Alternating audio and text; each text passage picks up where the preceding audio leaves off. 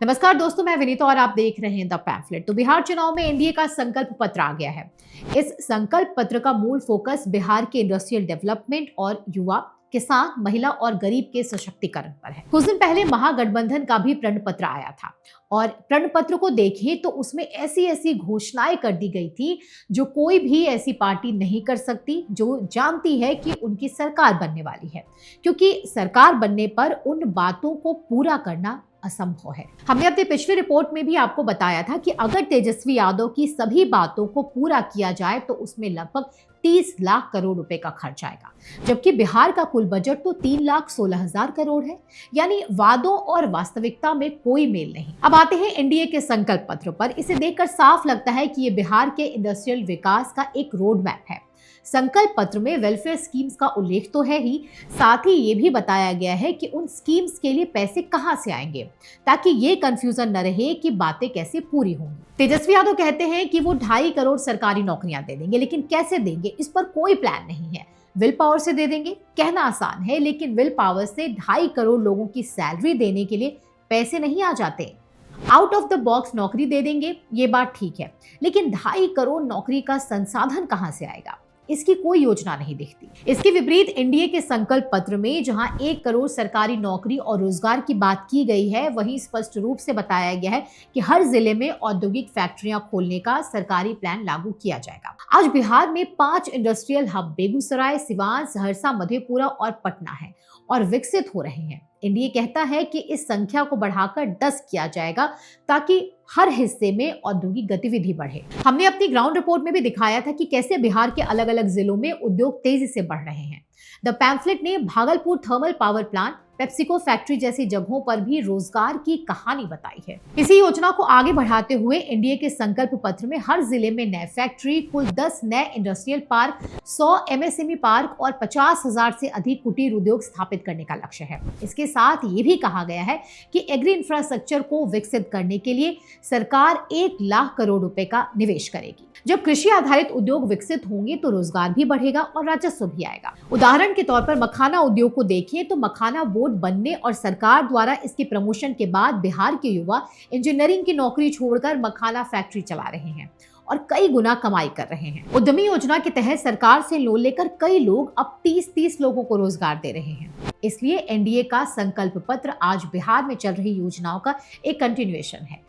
एक तरफ रोजगार और राजस्व बढ़ाने की बात और दूसरी तरफ उसी राजस्व को वेलफेयर पर खर्च करने की व्यवस्था। यानी संकल्प पत्र पहले बताता है कि पैसा कहां से आएगा और फिर बताता है कि पैसा कहां खर्च होगा, न कि ये कि हर घर नौकरी दे देंगे, 30,000 दे देंगे, मर्सिडीज खरीद कर देंगे और पैसा कहां से आएगा ये ना बताया जाए। इसी संकल्प पत्र में कहा गया है कि महिला रोजगार योजना के माध्यम से बिहार की महिलाओं को 2 लाख रुपए देकर उन्हें अपना उद्यम शुरू करने की मदद की जाएगी, जिससे वे न सिर्फ आत्मनिर्भर बनेंगी बल्कि बिहार के राजस्व में भी योगदान देंगी। अब आती है किसानों के लिए बड़ी घोषणा। एनडीए के संकल्प पत्र में घोषणा है कि किसान सम्मान निधि की राशि बढ़ाकर 9,000 रुपए प्रति वर्ष की जाएगी। इसी तरह मत्स्य पालन करने वाले किसानों को भी 9,000 की सहायता राशि मिलेगी। महिलाओं की बात करें तो जिस लखपति दीदी योजना पर प्रधानमंत्री मोदी लगातार जोर देते आए हैं, उसे बिहार में विस्तार करते हुए लक्ष्य है कि 1 करोड़ लखपति दीदी बनाई जाए।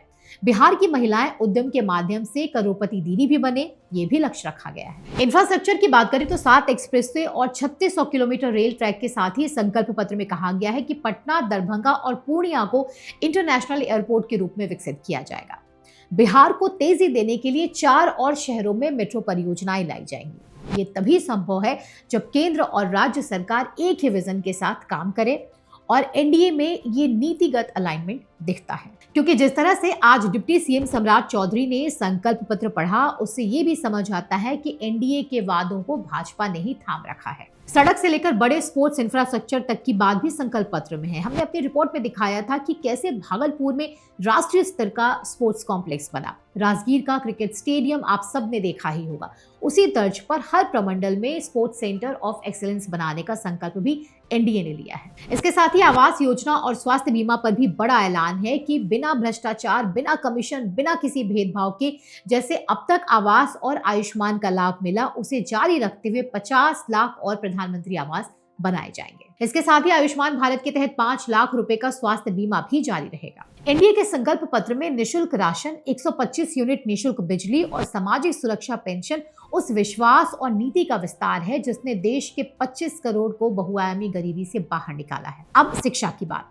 बिहार ज्ञान की भूमि रहा है, लेकिन जंगल राज और समाजवादी दौर में शिक्षा का जो पतन हुआ वो आज भी पूरी तरह रिकवर नहीं हुआ। फिर भी आज सरकार का कुल बजट 3,16,000 करोड़ है और इसमें से लगभग 60,000 करोड़ से अधिक शिक्षा पर खर्च किए जाते हैं। ये दिखाता है कि सरकार शिक्षा को गंभीरता से ले रही है। इसीलिए संकल्प पत्र में कहा गया है कि केजी से पीजी तक बिहार के बच्चों को क्वालिटी एजुकेशन दी जाएगी। शिक्षा की इंफ्रास्ट्रक्चर और विद्यार्थियों का ड्रॉप आउट आज भी बड़ी समस्या है। इसलिए अपने सर्वाधिक शिक्षा बजट को उपयोग में लाते हुए एनडीए का संकल्प है कि बिहार के 5,000 करोड़ की लागत से जिले के प्रमुख स्कूलों का कायाकल्प किया जाएगा। हर वर्ग के विद्यार्थी उच्चतम शिक्षा प्राप्त करें और अनुसूचित वर्ग के छात्रों को उच्च शिक्षा के लिए 2,000 प्रति माह की सहायता दी जाएगी। ऐसे में उम्मीद की जा सकती है कि एनडीए की अगली सरकार में शिक्षा पर और तेजी से काम होगा, क्योंकि जब उद्योग बढ़ते हैं तो गुणवत्ता वाली शिक्षा की मांग, संसाधन और अवसर तीनों बढ़ते हैं। कुल मिलाकर एनडीए का संकल्प पत्र वादों की घुट्टी नहीं है, बल्कि एक वैज्ञानिक, आर्थिक और नीतिगत व्यवस्था पर आधारित दस्तावेज है।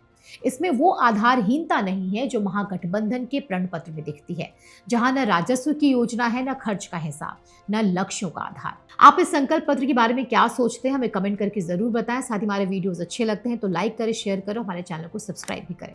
धन्यवाद।